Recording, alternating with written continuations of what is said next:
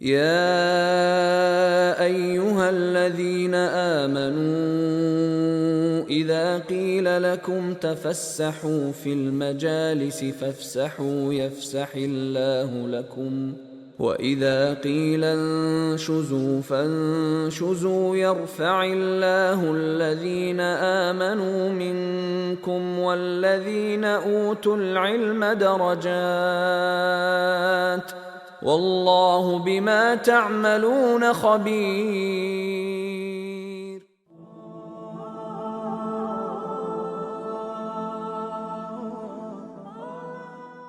Initially, there were hardly any Muslims which you come across. If they were probably in a very small pockets, different places. Chicago barely had a handful of Muslim youngsters at that time. We were all young at that time anyhow. We did not have any place where we can have our congregational prayers. After I think there were a couple of years, the Bosnian community bought a building that had tavern on the first floor and the second floor hall. We used to have every Sunday congregational prayers. So that was the only thing. I came to America in 1962.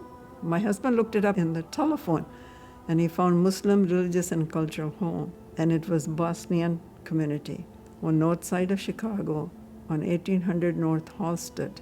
People do come from all over the world because the Muslims are all over the world, everywhere, like any other religion. Islamic Foundation in Villa Park is a dream that we didn't exactly dream of, a concept we had no idea of, an entity which never ceases to amaze me. How it came into existence, how it has flourished, how it has encompassed all the good that we could have been dreaming about if we were only that wise. So that is Islamic Foundation, Villa Park.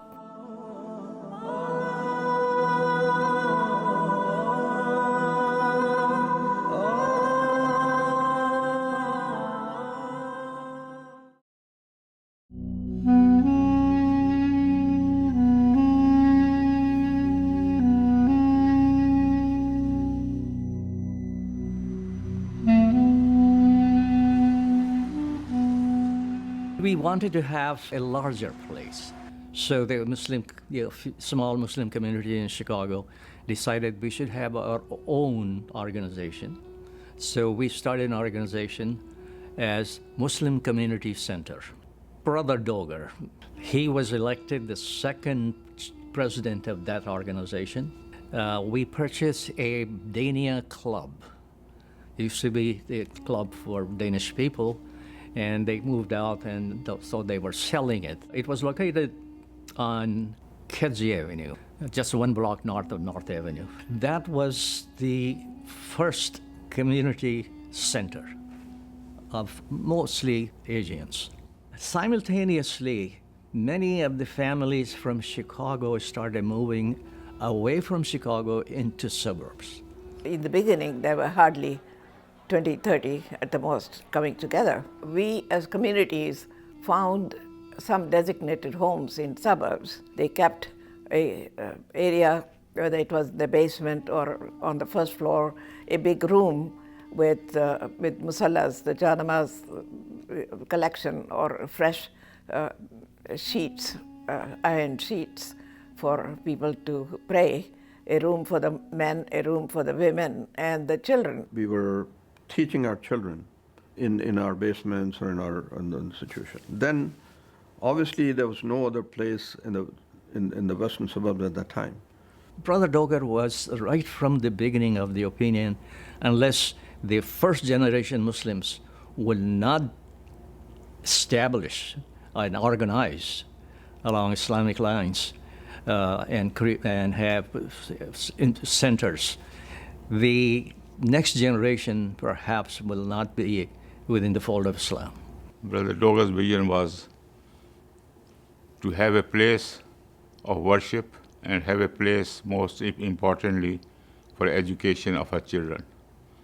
His dream was that our children should learn Islam they should stay in the Islamic environment, and they should never forget what their parents' vision and their religion is, and to follow that. Brother Hamid Dogar was one of the few who came very early. He was very committed to the community and to the younger generation that we have to have a community which can have their own identity and have basic values of a Muslim. Brother Zia is also one of the original persons who came here, and he has the same, he was the brain of it, that we should have a community together, and also we should have Islamic and Muslim identity in this country. Zia Hassan, he is a highly polished person who was well educated, didn't talk too much, but when he said something, it meant something. Late Dr. Zia Hassan, I have very fond memories of him. He was a very wise individual who never spoke ill of anybody. I don't believe that I had seen anybody with more patience also. Even when he was scolded, even when he was shouted at, he never raised his voice. Abdul Hamid Dogar, may Allah subhanahu wa ta'ala bless him also, was the most individual who sacrificed. And they were like twin brothers. I mean, Abdul Hamid Dogar would not operate without Zia, and Zia could not operate without Abdul Hamid Dogar.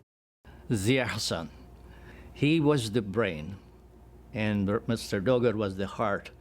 God gave this organization the very right people to be here. See, we had the founder of this organization, Mr. Abdul Hamid Dogar, may Allah give him rahmah maghfirah, and he has one goal in life and one goal only: collect money and build. Okay, now you need somebody at the higher level to deal with the lawyers and arrangement and stuff like that. And this is where the top of the most educated person here, and that was the Dr. Zia Hassan. May Allah give him rahmah maghfirah. He was the dean of a school of business. He has the knowledge there. He had, mashallah, people around him who gave him the full support to make it happen. Another important early founder was Dr. Arshad Zahir. My name is Amir Zahir. I am the son of Dr. Arshad Zahir, who was one of the original founders of the Islamic Foundation and served as the vice chairman for over 40 years. Dr. Zahir was a critical part of the organization from the very early years. He came to the United States in Chicago specifically in 1957. So he was one of those early pioneers who were here, quite honestly, when there weren't a lot of Muslims even in the Chicago area at the time in those very early days. One of the things that he was really passionate about as the Islamic Foundation became established here is how important it was to bring families together and how important families were to that sense of community and to the growth of the community.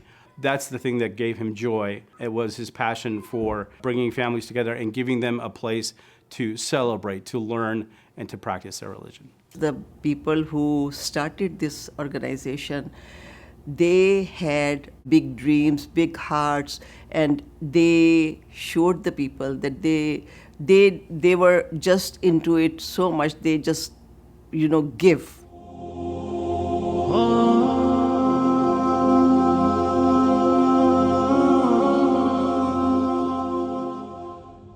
On December 2nd, 1974, the Islamic Foundation of Villa Park was founded and registered with the state of Illinois as a nonprofit organization.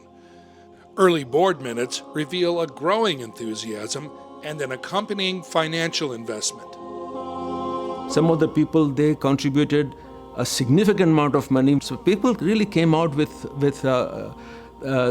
this kind of thing. This is what created the basis for this, how the things was started actually. By 1975, they had established a weekend Islamic school for children in a rented classroom with enrollment of 36 students.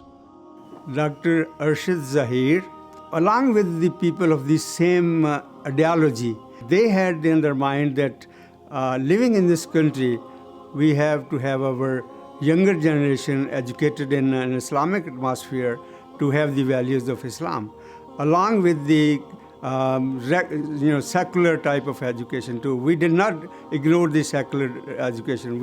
Our curriculum was secular Islamic in the Islamic atmosphere. The first meeting that I still remember is that was in Dr. Zia's house, and they were planning how to start it and who is going to the member and everything in the beginning.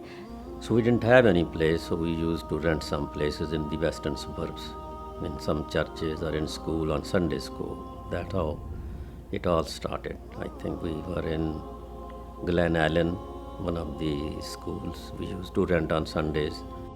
As the community grew, the need for a permanent home became apparent.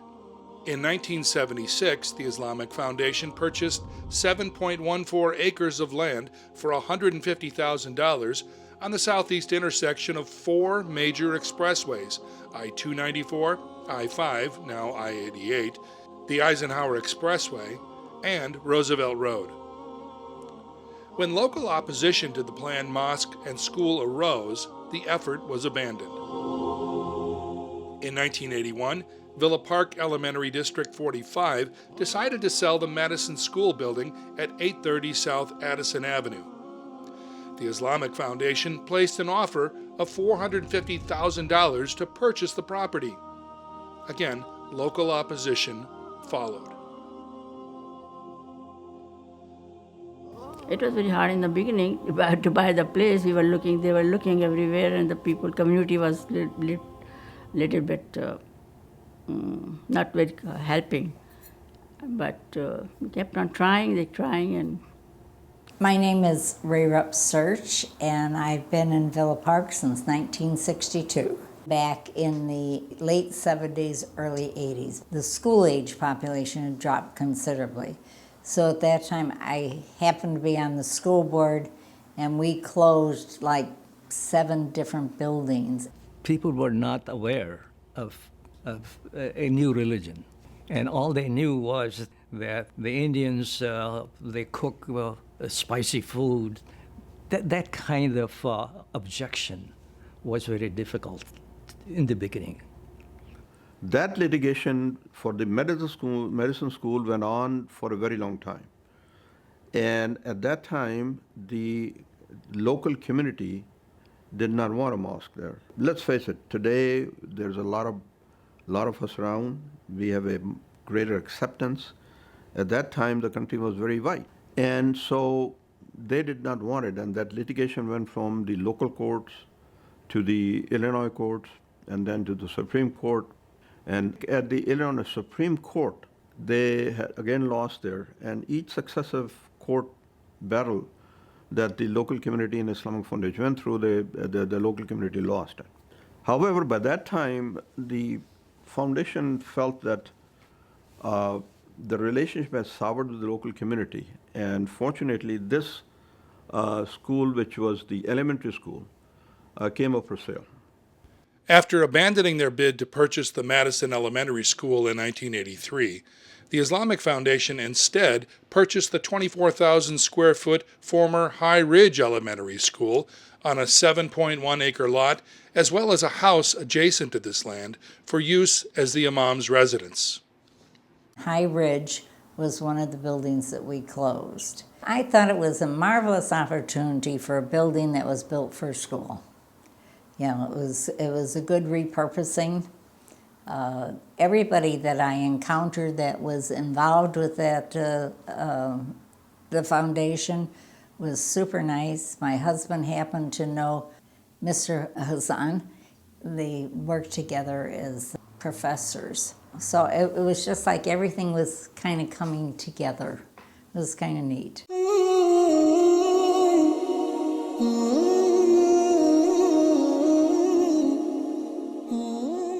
We started from the very beginning, but the school was just the school. Everything was broken here, and the rooms are at the bathrooms and everything, and they built it together and renew it 2-3 times, and then finally built the masjid. That was a dream, actually. Initially, we had a school, and we had a primary school here, and we used to have classes in the trailers. So our children used to on Sunday school, you can imagine when there is a snow, they are inside those trailers. Our children went through those. And then they said we have to have a bigger place. Then we decided that let's have a school. So they start extending the school here. See, most of us were educated when we came to this country. They wanted their children to be educated, but at the same time, they wanted the religion part of it not to give up. It was in 1985 that I walked in the door with my 5-year-old daughter, Salma, to bring her to Sunday school because me and my husband decided, intellectually, we can give her that education and everything, but we were looking for the spirituality factor of life and proper education in Islam. This become the second home for us. So my children and me and my husband, we learn from, our community, each other, everybody. So it was like a very, very open thing. So education starts from there also because the parochial education and the religious education goes together. And then in addition to school, then of course there is a need for worship. There was a guy named Dr. Sakhar. His house was in Lombard, and he offered his house, the basement, for Friday prayer. And then they were renting a place in Lombard for Friday prayer. There was no mosque. That was paramount important so that the children who come for school, they can have 5 days prayer, 5 prayers in a day here. So that's how it started, that we should have a mosque here. At that time, there was no other location also for them to go. And so this is how the Arabs, even the Persians, because they had the school over here, I used to deal with them all the time, and they were good friends. A good number of Egyptians, Palestinians, and all these people, we were all here together. And then, may Allah subhanahu wa ta'ala bless Ahmed Sakr, he was a leader in the community, in the Arab community.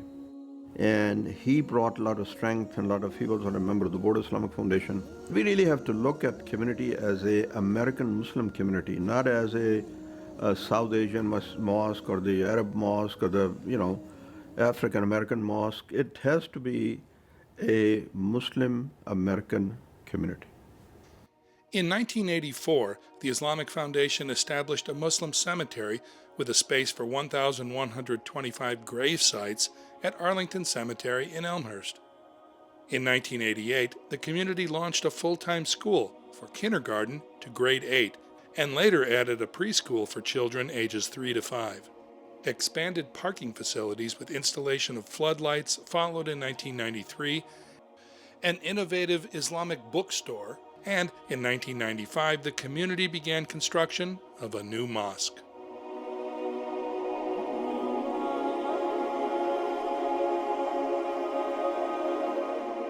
My name is Najmuddin Salim. I started with the Islamic Foundation at the very inception of it, when we moved from MCC Chicago to Villa Park. When we outgrew the old school building and we needed a new home for the mosque, I got selected and I had the opportunity to supervise the construction along with the team. Khatija Hashmi, Aisha Zahir, Mateen Beg, Khazi Amin, Mrs. Masood, Yusuf Khan, Fuzail, Ansari, Mateen, Malik Nawaz for roofing, and Walter Matusik, my dear friend, who was one of the architects of the project. Well, I love this community, I love the people. Villa Park is great, and mosque is doing its great job, what it's designed for.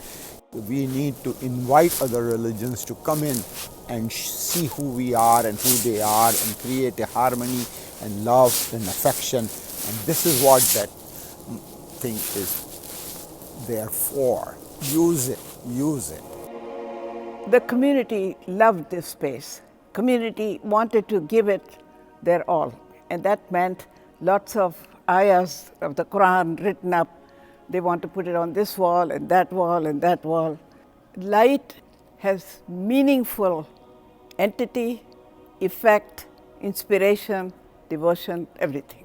Everything is about light. Let there be light.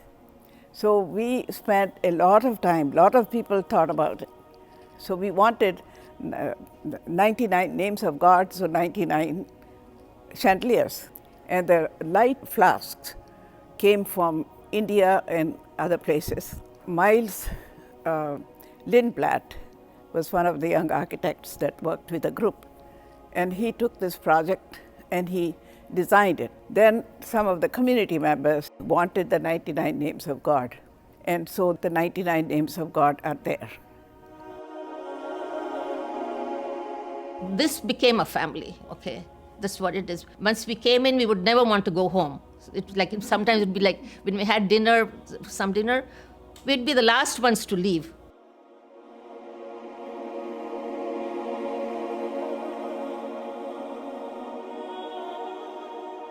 When they came to this country, there was no institutions. They had a dream that we have to have some institutions in which we can practice our faith, and they had to go through some challenges right from the beginning to achieve what they have. So they should learn how to put effort to achieve their goals.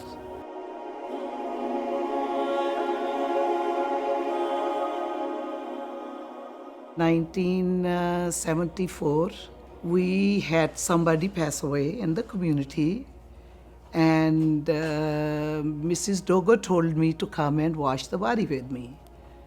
And I said, what? I was kind of, I said, there's no way I can do these things, And she said, no, you will do it. I went with her, and whatever she was doing it, I was watching her. And that was it. I don't know what happened to me. After that, I said, I think I can do this.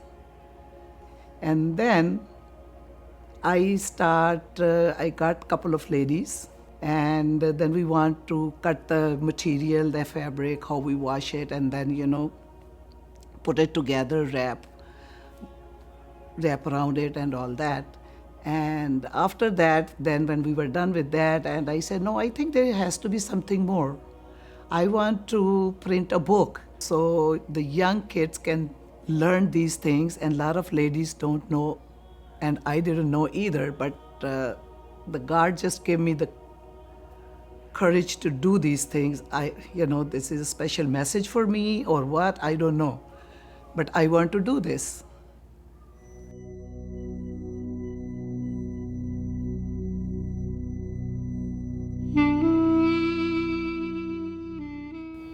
It was fairly difficult time. However, there were many American families who volunteered. He said, if you are afraid to go out to do the groceries, call us, we'll do it. When you think about it, then when the people are so nice to you, we did not have any major thing against the Islamic Foundation or in general Muslims. This is the first time I ever felt that, that we perhaps are not as much accepted as we thought that we were accepted. But I think we got great support from people living around here, actually. They came and they showed their presence, and they said, okay, we will not let that happen. There were occasionally some unfortunate situations when somebody threw a brick through the gate, and a few small things had happened. But I think it was impressive that how much the people in general really stood by people like us, actually, realizing that we're all Americans, equal and together. The city of Villa Park was very supportive of Islamic Foundation. They said, we will also make sure that we'll make rounds, our policemen will make rounds. In spite of that we used to have two policemen 24 hours a day for, I think it's about 3 or 4 weeks, if I'm not mistaken.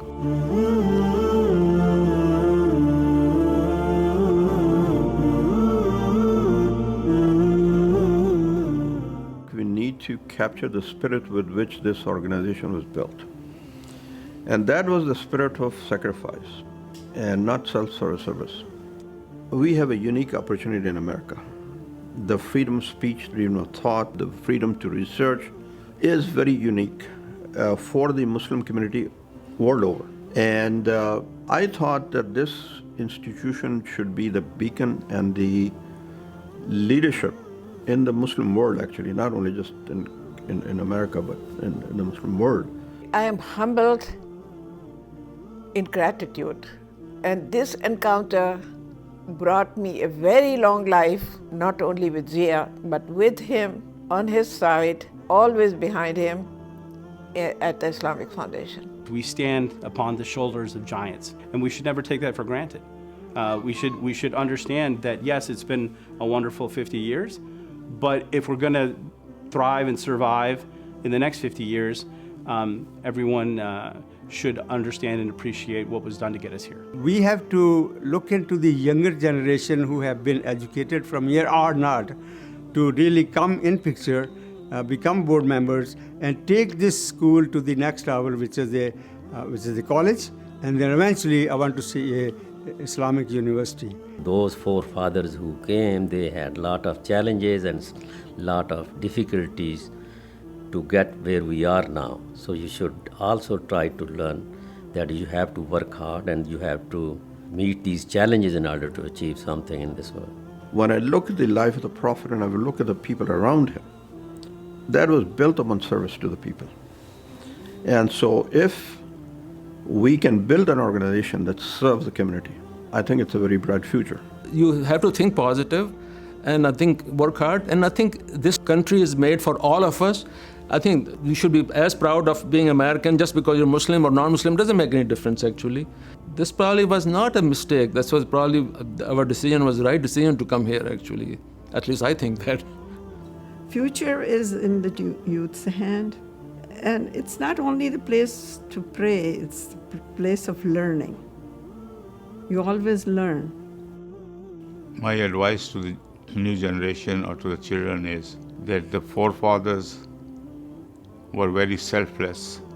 They had no self-motives or self-gains. All they care was for the next generation. And it's now your responsibility to carry that banner and make sure that the institutions are strengthened, supported, and continue to the vision of the four founders.